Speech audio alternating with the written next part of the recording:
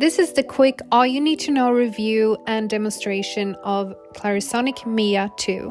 I have had this for a few years now and I still use it every week. This cleansing brush system comes with the Mia 2 device, brush heads and the charger.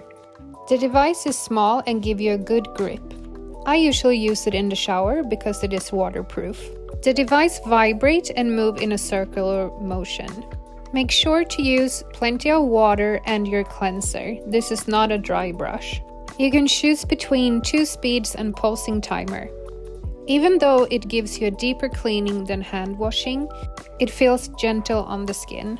The device will let you know when it needs to be charged. It is an easy magnetic charger.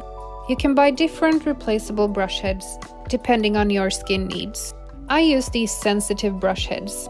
Depending on how often you use the device, you should at least change it every 30 days. When it's time to replace the brush head, you just pick it out of the box, screw off the old brush head, and then gently screw and press.